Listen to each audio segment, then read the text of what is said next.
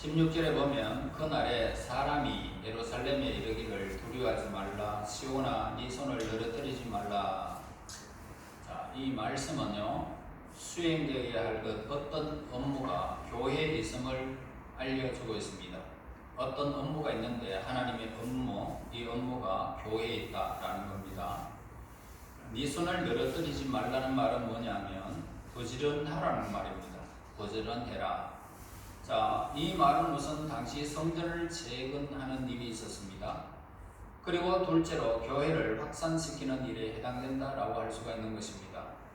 이러한 임무를 확신하기 위해서는 본문의 말씀의 대상으로 하고 있는 사람들, 그 사람들의 거룩함과 기타 자질에 대해서 살펴보기만 하면 그 상황이 어떤 것인지를 알게 될 것입니다.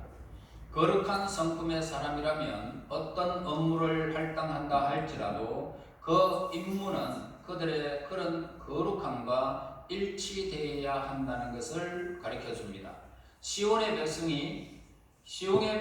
백성들이 이루어야 할 일은 바로 은혜의 사역이라는 것입니다. 은혜의 사역. 다시 말해서 하나님의 일들인 것입니다. 교회가 수행해야 할 이 일은 본질상 뭡니까? 육적인 것이 아니라 영적인 것입니다. 그렇기 때문에 교회는 인간의 영혼에 특별한 관심을 기울이고 있습니다. 그의 일시적 영구적 구원을 보장해주고 행복을 정진시키는 일을 위해서는 어떤 의무도 마다하지 않을 것입니다. 시온의 백성들이 개인적인 행복만을 추구하게 되어진다면 교회는 어떻습니까? 반드시 그들로 하여금 영생을 주시는 예수님을 바로 깨닫도록 해주는 것이 교회의 임무인 것입니다. 그리고 교회가 수행해야 할 일은 뭐냐면 참으로 값지고 유익을 낳게 되는데 교회로 말미암아 어두운 마음이 빛을 찾게 됩니다. 완악했던 마음이 누그러집니다. 고집센 사람이 순종의 사람이 됩니다. 무뎌졌던 양심이 이제는 민감하게 반응하게 됩니다. 왜곡되었던 사람이 올바른 방향을 향하여 찾게 되어지고 육적인 본성이 거듭나게 될 것이고 방탕했던 삶이 본연의 순수한 모습을 되찾게 되어지니 이 어찌 유익한 일이 아니겠느냐 이 말입니다. 이것이 바로 교회의 할 일입니다. 자, 하나님의 선하심은 인간의 고통과 슬픔에 비례하여 나타나게 되어집니다.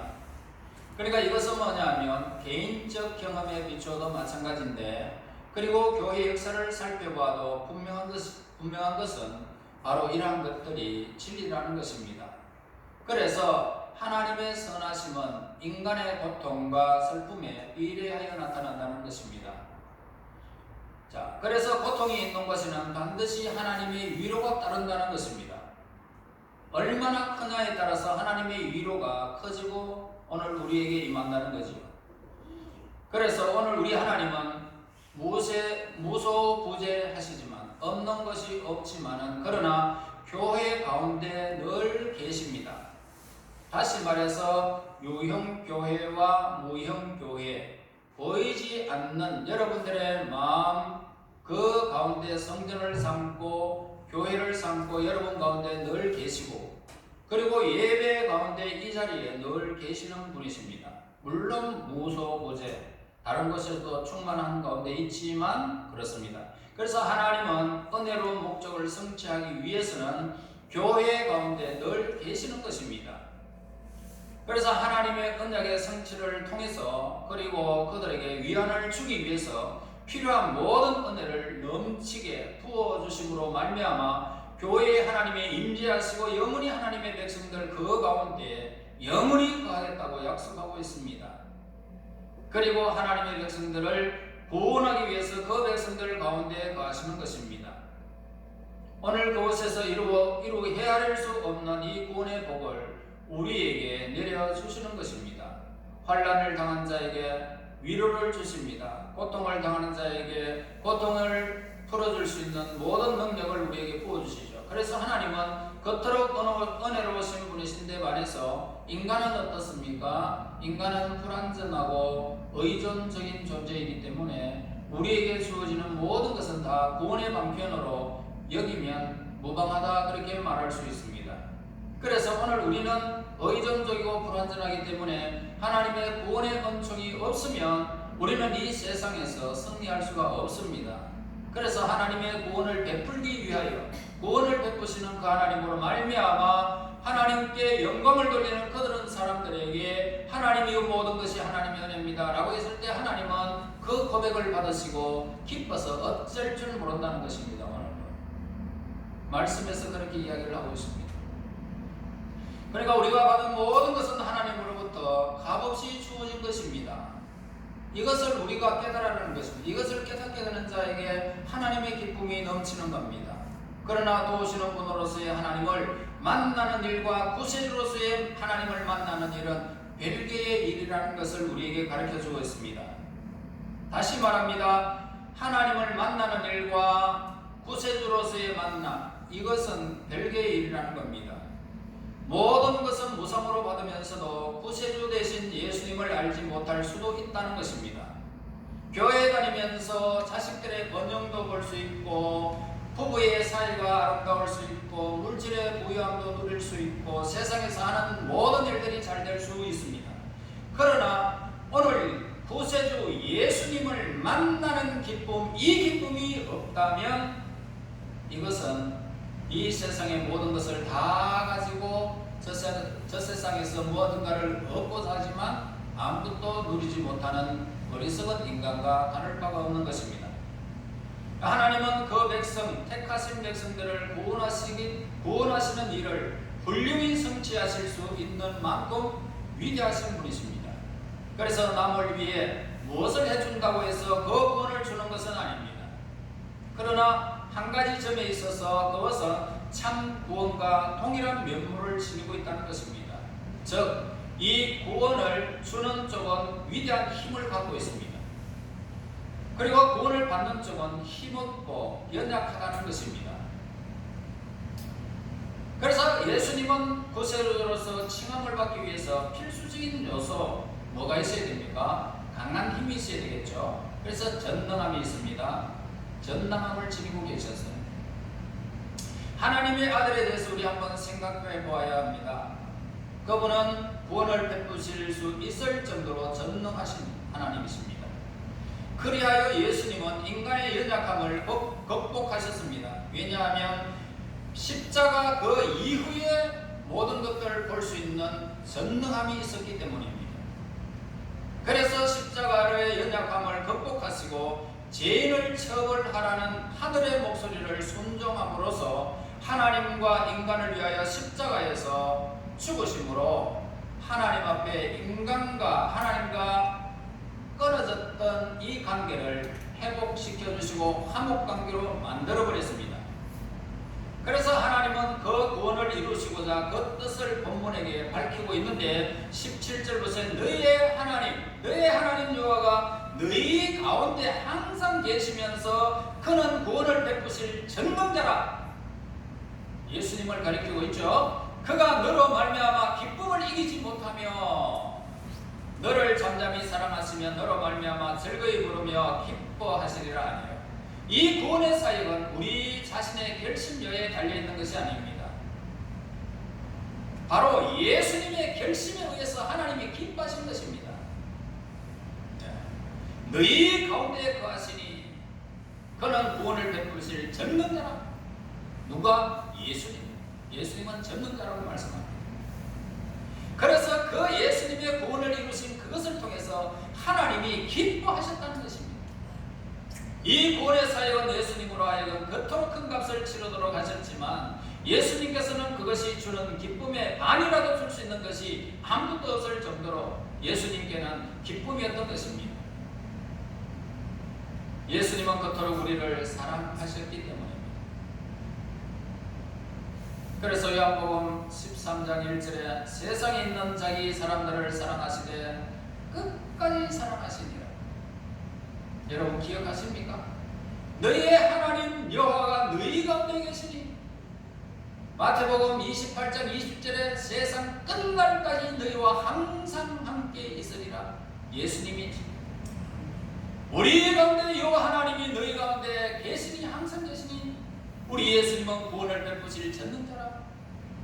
예수님은 너로 말미암아 예수 그리스도를 믿는 여러분들로 말미암아 기뻐 이기지 못할 것이다.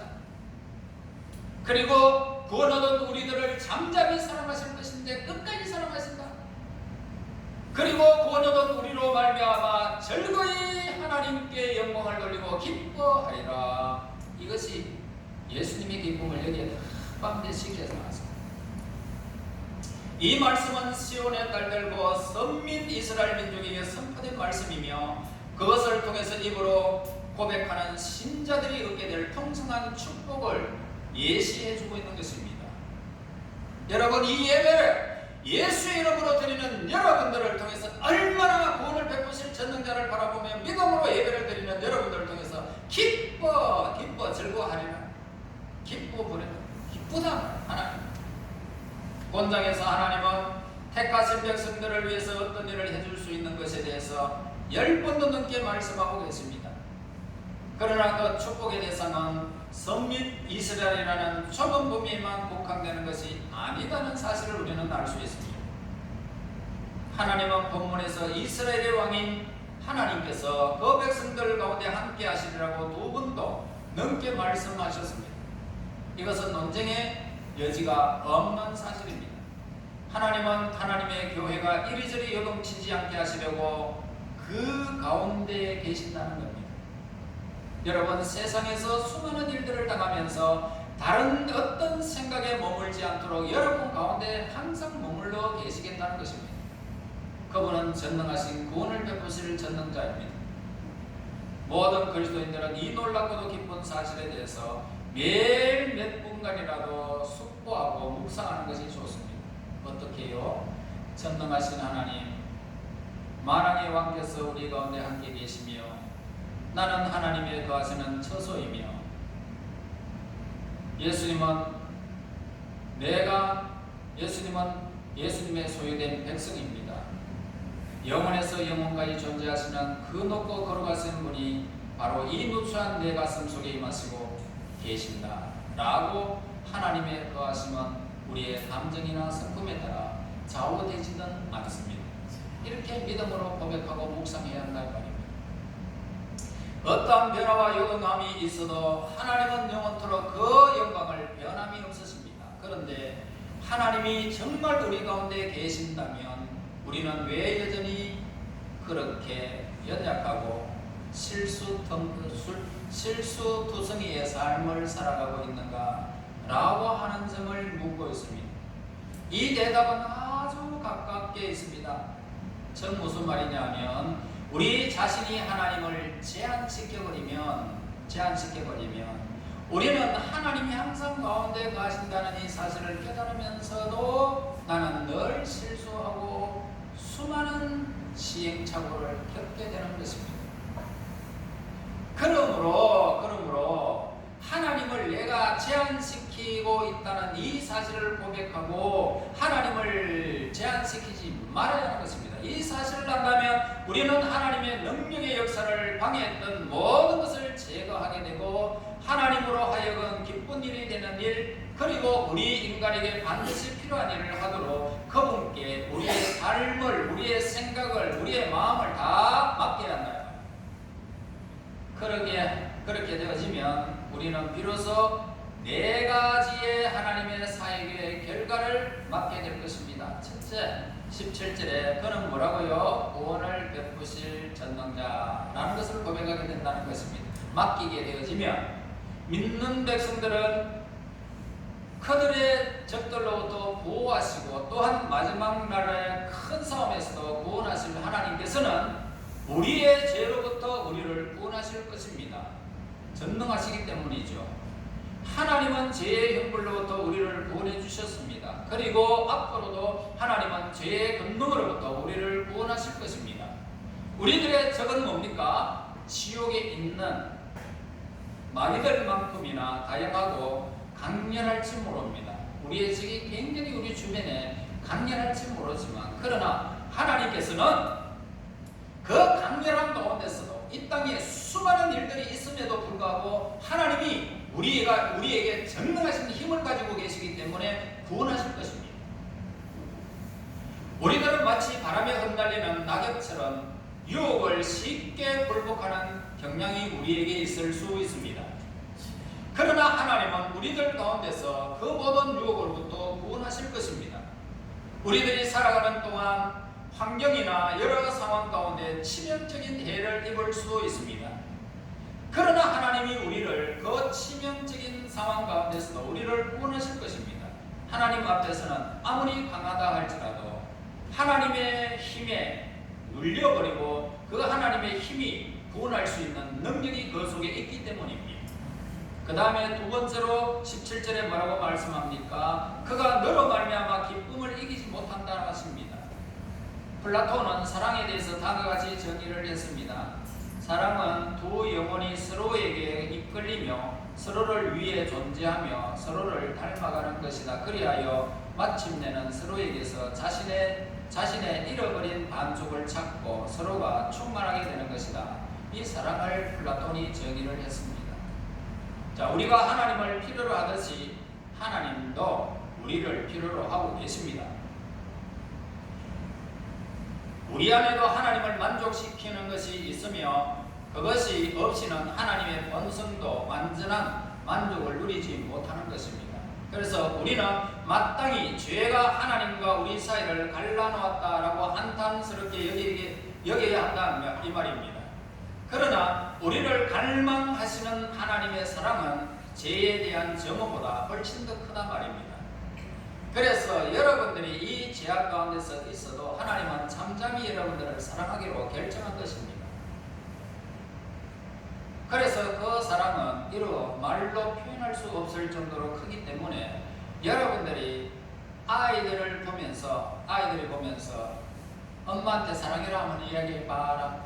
그러면은 엄마 사랑해 이래도 그 막 기쁨이 엄마에게 얘가 막 내죠. 얼마나 하면 아이고 내 새끼 그러면서 볼을 갖다 쪽쪽 빠듯이 하나님이 그런 것입니다. 여러분들에게 말씀으로 가르쳐 주시면서 내가 이렇게 사랑한다 하는 네가 고백해봐라. 예 감사합니다. 하나님 사랑해요 하고 우리의 입술의 고백을 통해서 하나님이 기뻐 어쩔 줄 몰라. 여러분들이 하나님 사랑하지 않으면 여기 이 자리에 있겠습니까? 벌써 쫓아나갔죠. 그러니까 하나님 앞에 예배의 즐거움은 하나님을 사랑하는 증거입니다. 그러기에 하나님이 여러분들의 예배를 받으시며 기뻐 어쩔 줄 모르는 거예요. 여러분 그 하나님의 심령을 여러분 한 번이라도 이해해 보셨습니까? 그러므로 이 세상의 죄에 대해서 하나님은 여러분들의 죄를 굉장히 안 좋게 보지만 그것보다 더 큰 것은 사랑이에요. 사랑으로 품어버려요. 하나님. 그 다음에 세 번째로 뭡니까? 17절 보세요. 너를 잠잠히 사랑하시며 우리는 이 말씀을 이렇게 풀이할 수도 있습니다. 하나님은 자신의 사랑 가운데 조용히 침묵하신다라고요. 시편 기자는 자신의 영혼이 하나님의 구원하심을 기다리는 가운데 고요히 있노라라고 기록하고 있습니다. 우리는 본문에서 하나님께서 깊은 애정으로 침묵하고 계심을 알 수 있습니다. 잠잠히 사랑하시며 그냥 지켜보시면서 사랑하신단 말입니다. 죄를 지어도 잠잠히 보시고 찬송해도 졸아도 다 하나님이 그냥 보고 계시는 거예요. 그러면서 사랑하는 거예요. 그 사랑. 우리는 본문에서 하나님께서 깊은 애정으로 침묵하고 계신단 말입니다. 모든 감정은 그 심도가 깊어질수록 소리가 점점 줄어드는 법입니다. 그러므로 하나님의 사랑은 잠잠하리라는 이 말을 들을 때에 우리는 그 사랑이 표현할 수 없을 만큼 강렬하고 깊은 것임을 알 수 있는 겁니다. 조만간 그 침묵은 깨어지겠지만은 우리를 향한 그분의 사랑이 잠잠할지라도 우리는 하나님의 사랑의 깊이를 그곳에서 깨달아야 하는 것입니다. 내가 이름에도 불구하고 내가 저렇게 행하게도 불구하고 하나님은 우리를 지켜보시면서 잠잠히 계속 살아가는 거죠. 그 깊이를 여러분이 깨달아는 겁니다. 그 깊이를. 그러므로 그 깊이의 사랑을 우리가 깨닫게 되어진다면 눈물이 그냥 주르륵 흐르지 않을 수가 없지 않습니까? 그럼에도 불구하고 사랑한다는 것이. 자, 4절로 그 다음에 17절 보세요. 너로 말미암아 즐거이 부르며 기뻐하리라. 봄의 하늘에 나는 그 노고질이 있잖아요. 명랑한 노래소리를 듣는 것은 즐거운 일이잖아요. 그러나 봄의 햇살을 받으면서 춤추면서 반기는 어린아이의 흥에 겨운 노래소리, 그보다 더 듣기가 더 즐겁지 않습니까?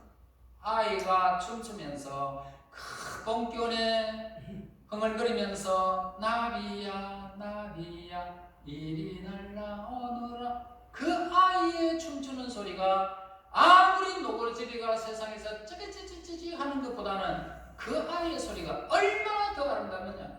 세상에서 그것보다 더 아름다운 소리가 있겠습니까?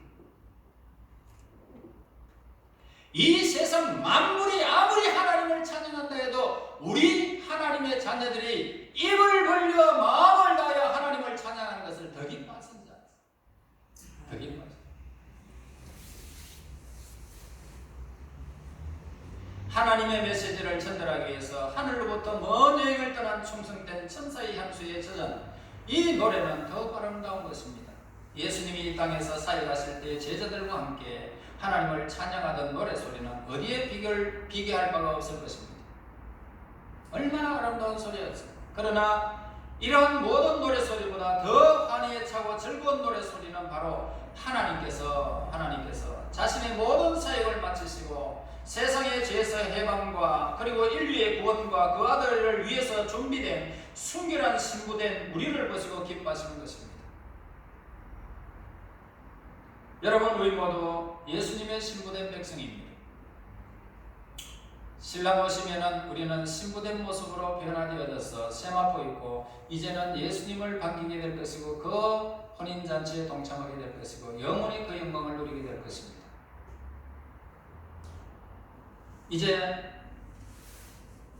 예수님이 오시는 그날 나타나게 될 그 영원한 영광은 하나님의 기쁨이 영원토록 이어지는 날일 것입니다. 그때까지 우리를 잠잠히 사랑하시며 보시는 그 하나님, 침묵하시면서 우리를 늘 기다리시며 그 깊이 사랑하시는 그 하나님, 이 사랑을 기다리시고요, 하나님의 백성 신부된 그날, 신랑이 나타나는 그날에 영원한 하나님의 기쁨의 사람들이 하나님의 여러분 백성들이 되시기를 예수님의 이름으로 축원합니다. 아멘. 하나님 아버지 감사합니다. 찬양과 경배를 드립니다. 못났습니다. 불쌍합니다. 세상에 실패자입니다. 그럼에도 잠잠히 사랑하시는 하나님, 오늘 이 자리에 하나님의 사람들이 머리를 숙이며 그 하나님의 깊이를 깨닫기를 원하여 이 시간 말씀을 주심을 진실로 감사합니다. 이제 하나님의 백성된 저희들 이 땅에 살아가면서 신부된 백성으로서 영원한 하나님의 기쁨이 되어지기를 간절히 소원하며 하나님 앞에 살기를 간절히 소원합니다. 침묵하시며 잠잠히 기다리시는 그 하나님의 사랑 안에서 이 땅에 진정한 신부된 모습으로 하나님 앞에 나타나는 그날까지 순결을 하며 하나님을 향하는 하나님의 기쁨의 사람들이 다 될 수 있도록 인도하여 주시옵소서. 예수님 이름으로 기도합니다. 아멘.